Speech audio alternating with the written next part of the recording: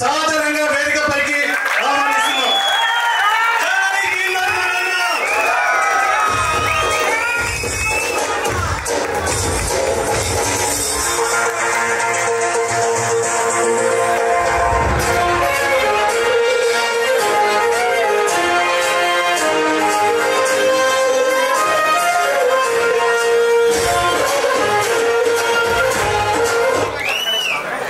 శ్రీ తీర్మాన్ మల్లన్న గారిని ప్రసంగించి పార్టీ యొక్క ప్రాముఖ్యత, పార్టీ పెట్టడానికి గల కారణాలు, వర్గాలు ఏ విధంగా తొక్కబడుతున్నాయని చెప్పి ఉదాహరణగా తను అనుభవించి ఉదాహరణ మనకు చెప్పబోతున్నారు. అందరూ ప్రసంగించవలసిందిగా కోరుచున్నాం.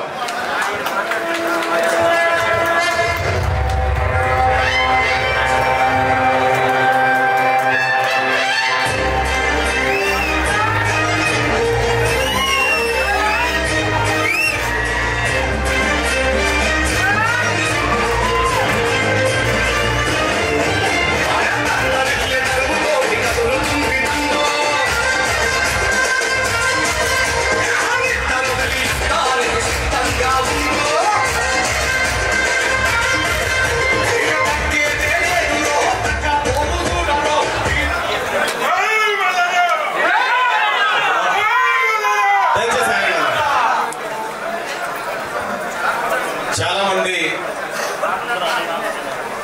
మిత్రులు ఈ హాలు నిండిపోయి, ఆ హాలు నిండిపోయి, బయట నిండిపోయి కొద్దిగా అసౌకర్యంగా ఉన్నటువంటి మాట వాస్తవం. దాన్ని మేము గమనించడం జరిగింది. వేదిక మీద ఉన్నటువంటి తెలంగాణ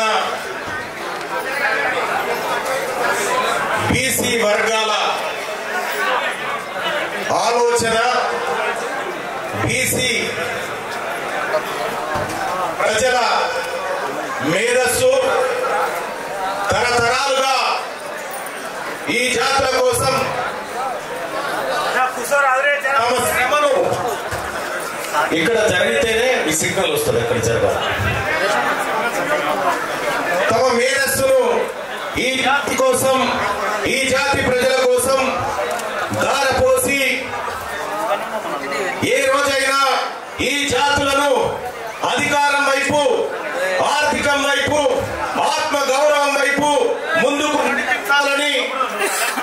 ముందుకు నడిపించాలని అహర్నిశలు కలలు గంటూ నిత్యం కృషి చేస్తూ వస్తున్నటువంటి వేదిక మీద ఉన్నటువంటి మేధావి సమాజం మీ అందరికీ పేరు పేరున పాదాభివందనం తెలియజేస్తా ఉన్నా. అలాగే తెలంగాణ రాష్ట్రంలో మెజారిటీ ప్రజలకు హక్కులు దక్కాలని, ఈ మెజారిటీ ప్రజల ఆకాంక్షలు నెరవేరాలని ఎన్నో పోరాటాలు చేసి త్యాగాలకు గురైనటువంటి ఈ కుటుంబాలకు, ఆ అమరవీరులకు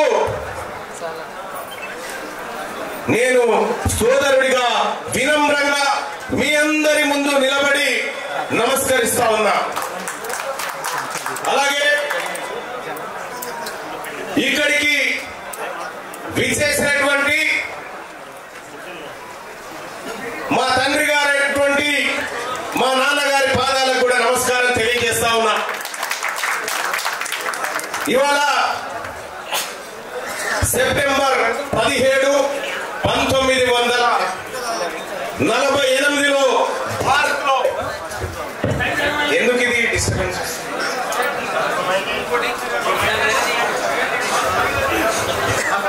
దయచేసి కొంచెం అక్కడ జరగండి పరిస్థితి.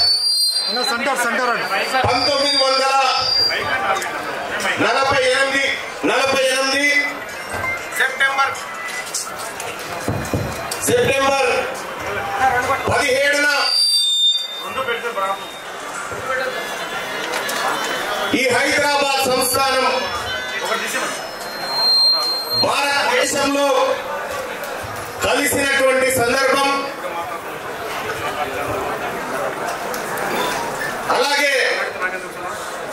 ఈ దక్షిణ భారతదేశంలో అణగారిన వర్గాలకు హక్కులు దక్కాలని అహర్నిశలు పోరాడినటువంటి పెరియార్ రామస్వామి గారు, అలాగే ఈ విశ్వకర్మ బిడ్డల ఆశా జ్యోతి, మనందరి బీసీల దైవంగా భావించేటువంటి విశ్వకర్మ, వీళ్ళందరి జయంతి ఇంత శుభ సూచకమైనటువంటి ఈ సెప్టెంబర్ 17 తారీఖును బీసీల తలరాత మారే దినంగా నేను భావిస్తా ఉన్నాను. ఎస్, ముందు మురళీ మనోహర్ గారు, ప్రొఫెసర్ మురళీ మనోహర్ గారు తన జీవితం అంతా బీసీల కోసం పోరాడుతూ ఆలోచనలు సమాజం మీదకి వదులుతున్నటువంటి మన ఆత్మగౌరవ ప్రతీకగా ఉన్న ప్రొఫెసర్ మురళీ మనోహర్ గారు ఈ వేదికను నడిపించమని అప్పచెప్పిన గంట 2 గంటలు మీ ఆలోచన ఏందో చెప్పండి అని ఈ సభ ముందు వాళ్ళని కూర్చోబెట్టిన. సహజంగా రాజకీయ పార్టీ ఏర్పాటంటే ఆ పార్టీ నాయకుడిని, ఈ పార్టీ నాయకుడిని ఇక్కడి నుంచి అక్కడి నుంచి పిలుచుకుంటారు. కాదు, నేను ఈ తెలంగాణ ఈ మట్టిలో పుట్టినటువంటి బిడ్డల ఆలోచనని ఇక్కడ కూర్చుండబెట్టి మాట్లాడుతా ఉన్నా.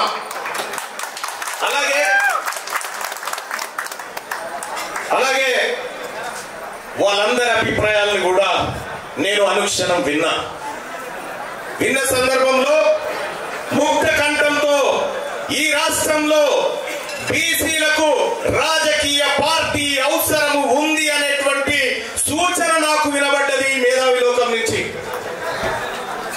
ఎస్, తెలంగాణ రాష్ట్రంలో మెజారిటీ ప్రజల కోసం రాజకీయ పార్టీ లేదు కాబట్టే నేను నా తల్లిదండ్రుల ఆశీస్సులతో, ఈ మేధావి వర్గం ఆలోచనతో, ఈ అణగారిన వర్గాల అభివృద్ధిని కాంక్షిస్తూ ప్రజలందరికీ సమానమైనటువంటి హక్కులు, వాటాలు దక్కాలనేటువంటి సంకల్పంతో రాజకీయ పార్టీని రాష్ట్రంలో ప్రారంభిస్తా ఉన్నామని చెప్పి తెలియజేస్తా ఉన్నా.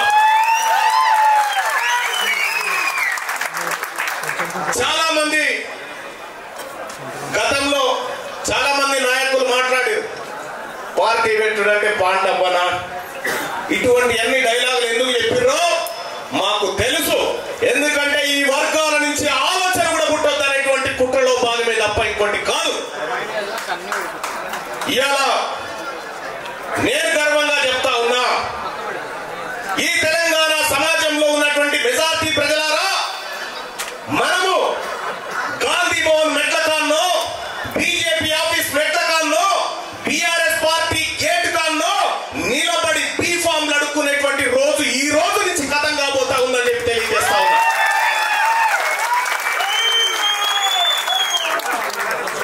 మీ అందరు చూసిరు, నేను ఎమ్మెల్సీగా గెలిచి దాదాపు 15 నెలలు 16 నెలలు గడుస్తా ఉంది.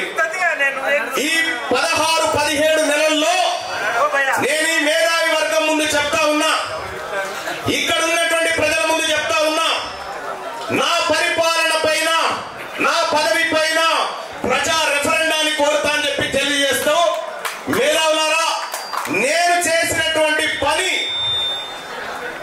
నిజంగా మిమ్మల్ని మించినటువంటి తెలంగాణ సమాజం లేదు.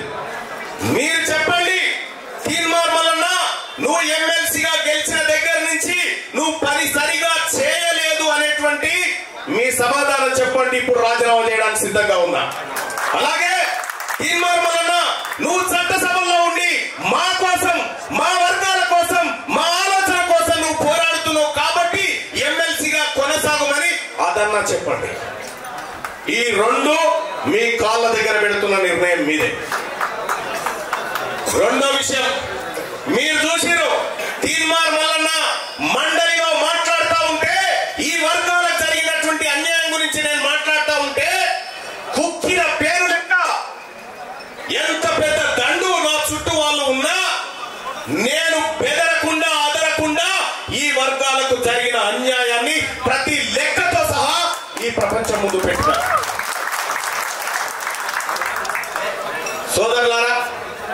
నాకు తెలుసు ఈ వర్గాలకు ఏ రకంగా ఈ పార్టీలు అన్యాయం చేసినో తెలుసు.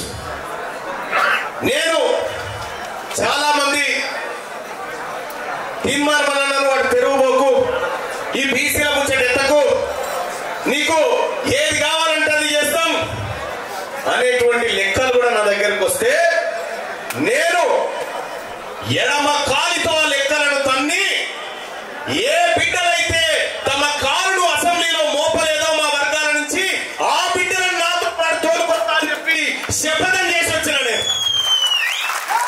ఏ వర్గాల ప్రజలైతే ఇప్పటి వరకు అసెంబ్లీ ముఖం చూడలేదో ఆ బిడ్డలను నాతో పాటు అసెంబ్లీకి తీసుకుపోయి వాళ్ళ సీట్లలో కూర్చుండబెట్టడం కోసం నేను యుద్ధం చేయబోతున్నాను ప్రకటించి వచ్చిన.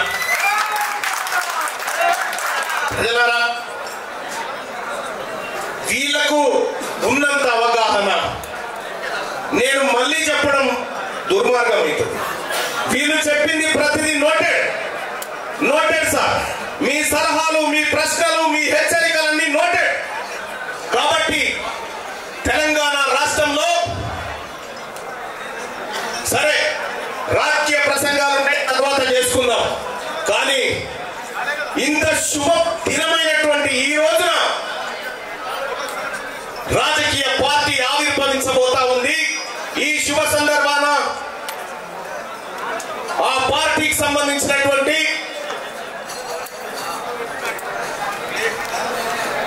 ప్రకటన ఏమనుకుంటున్నారు మీరు? పార్టీ ఒకసారి చెప్పండి, ఏమనుకుంటున్నారు? బీసీ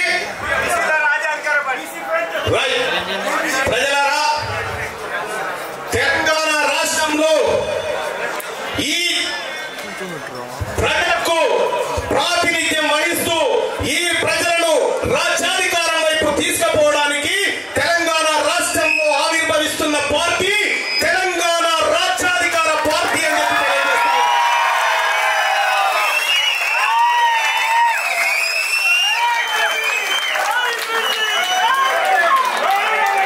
ఈ తెలంగాణ రాజ్యాధికార పార్టీని సుదీర్ఘ పాటు బీసీ ఉద్యమాలకు తన జీవితాన్ని తర్పణం చేసిన పెద్దలు నారవాణి గారు నాతో పాటు వేదిక మీదకి రావాల్సిందిగా కోరుతా ఉన్నా.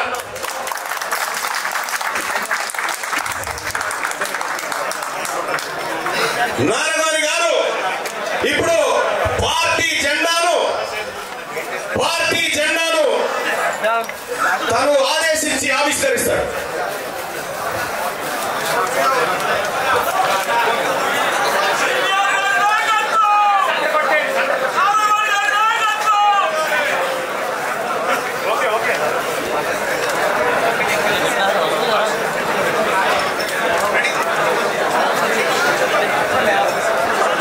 ఈరోజు ఒక చరిత్రాత్మకమైనటువంటి ఘట్టం.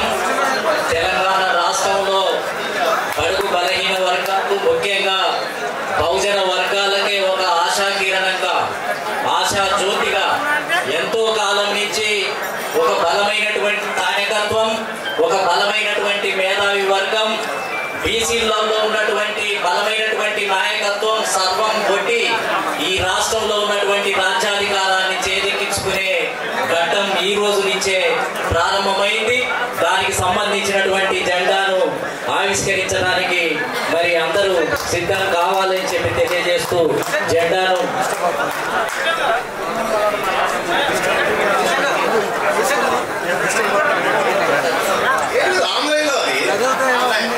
ఇప్పుడు ఏ యుగంలో కూడా జెండా రెక్కేస్తారు సార్.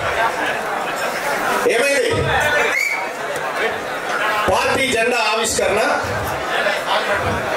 సాంగ్ పెట్టాలి.